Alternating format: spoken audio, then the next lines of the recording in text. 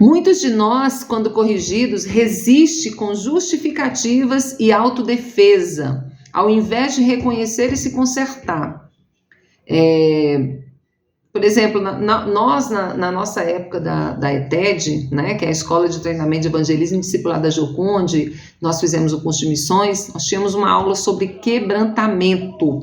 Nós aprendemos muito que o justo, ele não fica se justificando. Na verdade, quem é justo não está muito preocupado em se justificar, ele está preocupado em agir como Jesus quer que ele haja, né? Então, o justo não perde tempo tentando provar que é justo, mas ele está no esforço dele, é viver conforme Cristo, é fazer a vontade do Pai.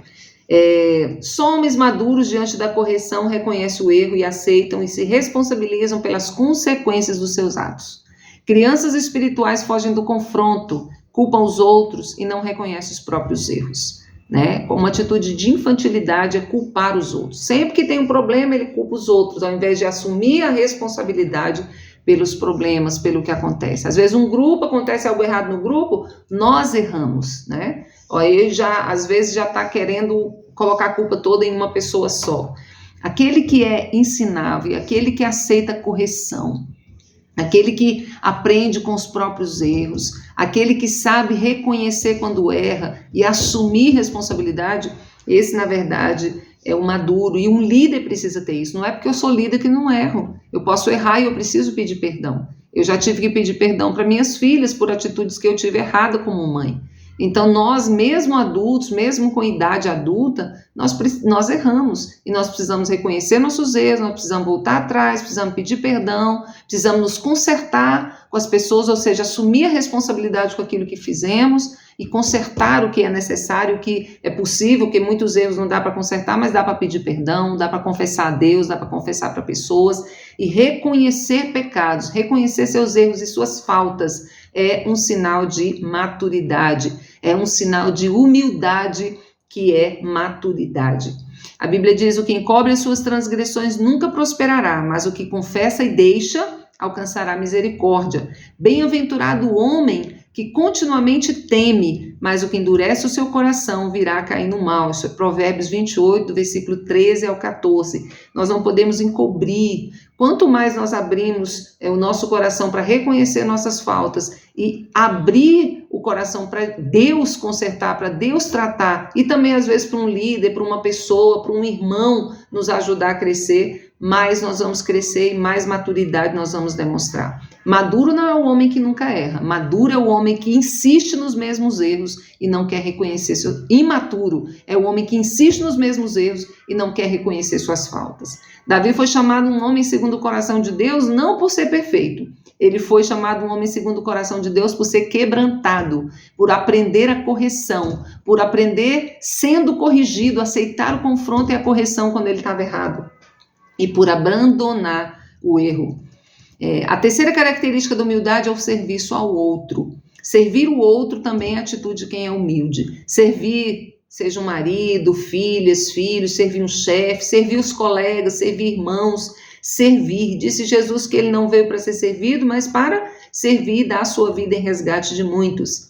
Imagina a nossa posição, se o próprio Deus serviu. Servir, além da expressão de humildade, também é a expressão de amor. Jesus serviu por nos amar. O amor foi o motivador e combustível de tudo que Jesus fez, e da mesma maneira precisa ser o nosso, porque o amor é prático e gera serviço. Nós servimos não para aparecer, não para mostrar para o outro, mas por amor ao outro, para edificar o outro, para edificar o corpo de Cristo, a igreja, a edificar nossa família. O serviço é em prol do outro.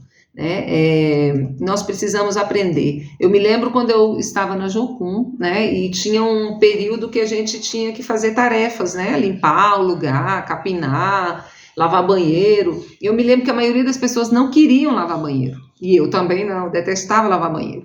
E um dia eu estava ali na fila esperando, a pessoa que era líder, que ia designar as tarefas, e eu ficava ali torcendo para não quero banheiro, não quero lavar banheiro, queria ir para qualquer outra coisa. E os outros também não queriam. E aí me veio uma voz, que eu sei que foi do Espírito de Deus, porque o diabo não manda você fazer isso, não manda você servir, ele manda você se levantar, se você achar que é melhor, que buscar os primeiros lugares. Mas eu creio e eu tenho certeza que foi o Espírito de Deus que falou comigo: se oferece para fazer aquilo que ninguém quer fazer. E aí eu me ofereci para lavar o banheiro e lavei o banheiro por muitas vezes. E aquilo me deu uma vitória sobre minha própria vontade, porque eu ficava ali naquele momento querendo, será que vai? Eu não quero ir. E Deus falou, se oferece para fazer aquilo que ninguém quer fazer. E aquilo tratou no meu coração. E nós precisamos muitas vezes ter essa atitude, fazer o que ninguém quer fazer. Servir é o que ninguém quer fazer. As pessoas não andam brigando para servir, as pessoas andam brigando para governar, para mandar no outro, para assumir cargos que são muito vistos, mas aqueles cargos menores, aqueles serviços, né, que é limpeza, que ninguém está vendo, intercessão, orar pelo... As pessoas não querem, mas no reino de Deus são esses serviços que são grandes, porque Deus está olhando o coração da pessoa, e às vezes você tem uma grande obra, mas se tem um coração orgulhoso não vai levar nada, não vai ter nada, porque a Bíblia diz que aquele que se gloria aqui já recebeu sua recompensa aqui na terra. Mas aquele que é humilde, aquele que serve por amor a Deus, tem gente que está servindo e nunca vai aparecer e vai ter galardão muito maior do que gente que está em evidência. Então nós precisamos crescer em humildade e ter um coração pronto a servir. Podemos observar que ninguém briga, né, para servir e ocupar os piores ou os últimos lugares. Por isso Jesus falou, você quer ser o maior no reino de Deus? Então seja servo de todos. Você quer ser o primeiro? Então seja o último, seja como que serve. Jesus ensinou muito, né, sobre humildade para os seus discípulos. Quando nós vamos vendo lá os evangelhos que mostra a trajetória de Jesus na terra, nós vamos ver como ele ensinou os apóstolos sobre a humildade. Como é essencial, por isso que eu estou falando dessa primeira característica aqui de um líder maduro, porque não existe maturidade sem humildade. Pessoas orgulhosas são crianças na fé, são imaturas, por mais que tenham idade, tenham habilidades, elas são imaturas e são desaprovadas, são reprovadas pelo Senhor. Então, e por fim, podemos identificar se temos a virtude da humildade, nós, avaliando a facilidade ou a dificuldade que apresentamos quando precisamos nos submeter e obedecer a autoridades. Quando resistimos antes de cumprir ordens, quando costumamos questionar, quando somos designados para uma tarefa, pode ser um alerta ou um sinal da presença de orgulho e rebeldia em nosso caráter. Então, outra forma, outra evidência de humildade e de maturidade na nossa vida é a submissão à autoridade.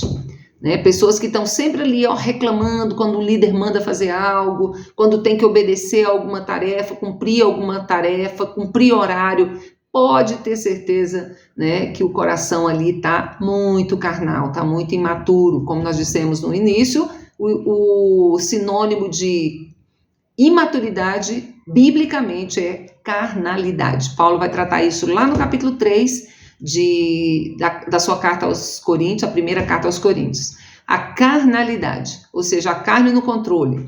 Né? Quanto mais a carne no controle, mais imaturo eu sou. Quanto mais Cristo, o Espírito de Deus no controle, significa que eu estou mais maduro.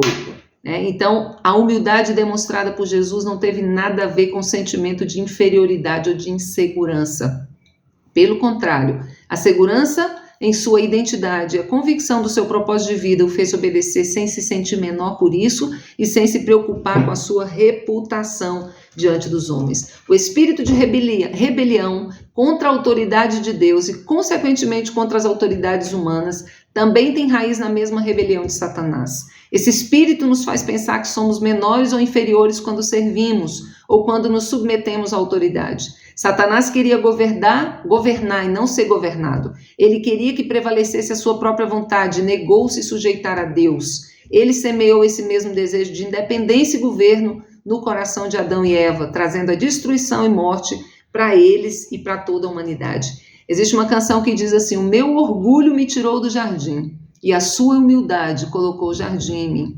O jardim é a presença de Deus. O orgulho nos separa de Deus e nos faz rebeldes contra a sua autoridade. Mas a humildade de Jesus em se submeter ao plano do Pai nos deu a oportunidade de ser como Jesus e de poder voltar ao jardim, à comunhão com o nosso Pai. Jesus sempre deixou claro que obedecer ao Pai era a sua prioridade. Com essas reflexões, nós concluímos então esse capítulo, dizendo que estamos todos em processo de amadurecimento. Ninguém está pronto ou já chegou a ser plenamente a imagem de Jesus, mas a humildade é a base, É o começo, é um impulsionamento para nós crescermos e alcançarmos esse objetivo de ser como Jesus. É o primeiro impulso para que avancemos nessa direção.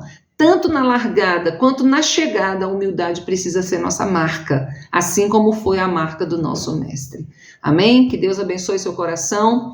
Um estudo foi mais prolongado, mas muito necessário. Deus quer que você amadureça. A nossa maturidade, ela vai ser revelada sempre, né? Como nós já vimos aqui, na forma que nós servimos o outro, na nossa atitude quando nós somos confrontados com os nossos erros, de reconhecer ou não os nossos erros. Essa humildade que há em Cristo Jesus precisa estar em nós. A nossa submissão à autoridade de Deus e também das pessoas, dos homens. Nós não somos inferiores porque estamos debaixo de uma hierarquia, né? Jesus estava debaixo da hierarquia do Pai e ele submeteu sem se sentir menor ou pior ou inferior. Isso é um sentimento de Satanás, quando ele acha que se você se submete a um líder, a um colega seu que é líder seu, você é inferior a ele. Isso não tem nada a ver com inferioridade, isso tem a ver com humildade.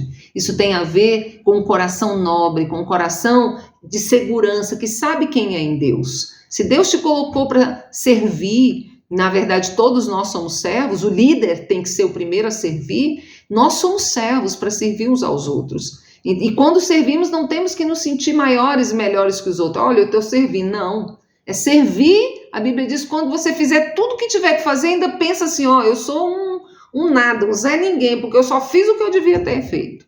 Nós não podemos deixar o orgulho crescer no nosso coração.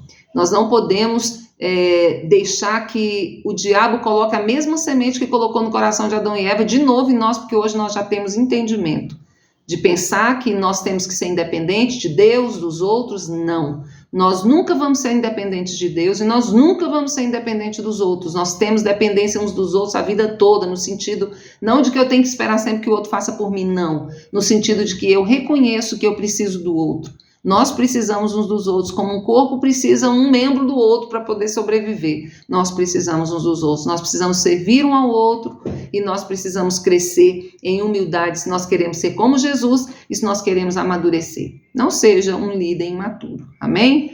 Não seja uma pessoa que é briguenta, rosnenta, não seja uma pessoa que é orgulhosa, que não reconhece os erros. Não seja uma pessoa que está sempre causando confusão, ao invés de ajudar, de buscar solução, né? Nós precisamos amadurecer. Um líder busca respostas. Um líder busca o bem-estar do grupo. Um líder busca o bem-estar da família. Um líder não vai estar preocupado em ter razão, ele vai estar preocupado em ver as coisas andando como Deus quer.